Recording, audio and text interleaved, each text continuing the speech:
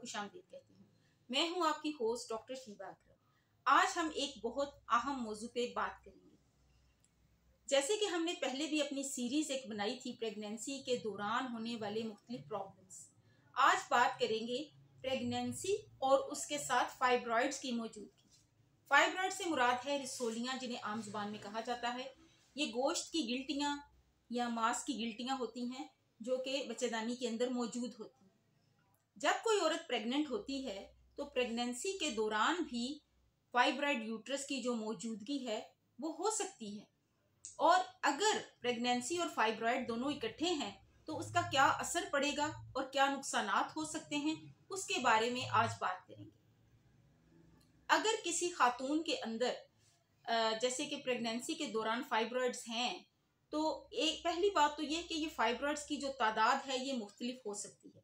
हो सकता है सिर्फ एक फाइब्रॉइड हो, 2 हो, 3 हो, यहाँ तक कि ये 18 से लेके 20-25 फाइब्रॉइड भी हो सकते हैं और उसके साथ प्रेगनेंसी भी होती है।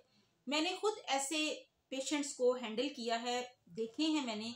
मेरे पास ऐसी एक पेशेंट थी कि जिनकी यूट्रस के अंदर 18 फाइब्रॉइड्स थे, 18 रसोलियाँ थी मुख्तलिफ साइजेस की, कोई छोटी, कोई बड़ी और कोई काफ़ी बड़ी। उसके साथ उनको प्रेगनेंसी भी हुई और उनके मैंने सिजेरियन ऑपरेशन किए और उन्होंने 3 बच्चे भी पैदा किए।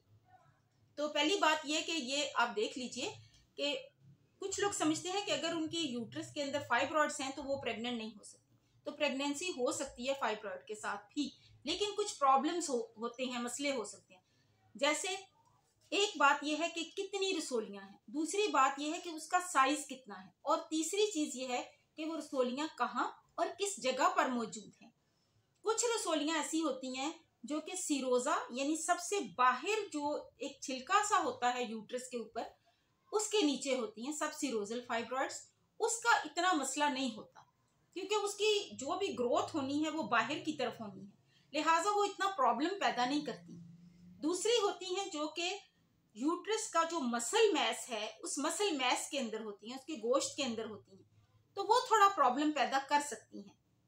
अगर उसके ऊपर प्लेसेंटा की अटैचमेंट है तो वहां से प्लेसेंटा उखड़ सकता है, ब्लीडिंग स्टार्ट हो सकती है, वक्त से पहले डिलीवरी हो सकती है, और बेबी की पैदाइश के बाद हो सकता है बहुत ज़्यादा खून पड़े, और इसके अलावा बेबी जो है ना उसको ब्लीडिंग की वजह से बेबी की डेथ भी यूट्रस के अंदर हो सकती है। अच्छा, तीसरी जो टाइप है वो ये है कि ये सब म्यूकस फाइब्रॉइड, जो सब म्यूकोजल फाइब्रॉइड्स होते हैं, उनकी जो ग्रोथ है वो यूट्रस की केविटी के अंदर होती है। लिहाजा वो क्या करती है, वो यूट्रस की जो केविटी है जहाँ बेबी है, वाटर बैग वगैरह है और वहां भी प्लेसेंटा भी है, तो यूट्रस की केविटी के अंदर वो उसके साइज को इफेक्ट करती है क्योंकि वो भी उसका हिस्सा बन जाती है। प्रेशर इफेक्ट्स आ सकते हैं। अगर ये प्रेशर ब्लैडर के ऊपर पड़ेगा तो छोटे पेशाब के प्रॉब्लम शुरू हो जाएंगे, पेशाब रुक जाएगा, दूसरे प्रॉब्लम्स पेशाब के हो जाएंगे। और अगर इसका रेक्टम के ऊपर प्रेशर पड़ेगा तो कॉन्स्टिपेशन, कब्ज वगैरह हो सकती है और कुछ इससे रिलेटेड प्रॉब्लम हो सकते हैं।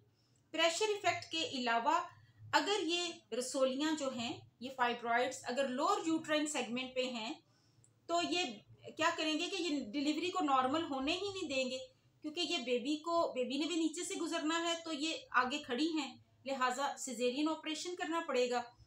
इसके अलावा इनके लोअर सेगमेंट में होने की वजह से और इनका लार्ज साइज होने की वजह से ये भी होता है कि समटाइम्स बेबी अपनी पोजीशन को नॉर्मल नहीं रख सकता, वो तिरछा हो जाएगा या वो लंबाई की तरफ आड़ा सा हो जाएगा, ट्रांसवर्स यानी कि बिल्कुल गोदी जैसी पोजीशन उसकी हो जाएगी।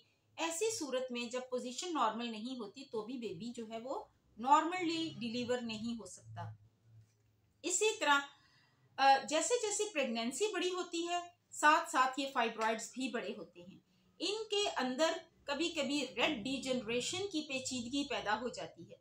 रेड डीजनरेशन जब होती है तो ये फाइब्रॉइड्स जो हैं अचानक एकदम से बहुत ज्यादा दुखने लग पड़ते हैं और प्रेगनेंसी के दौरान खातून को उसी जगह पेन स्टार्ट हो जाती है और बहुत शदीद दर्द शुरू हो जाती है जिस जगह ये रिसोलियां लगी होती हैं।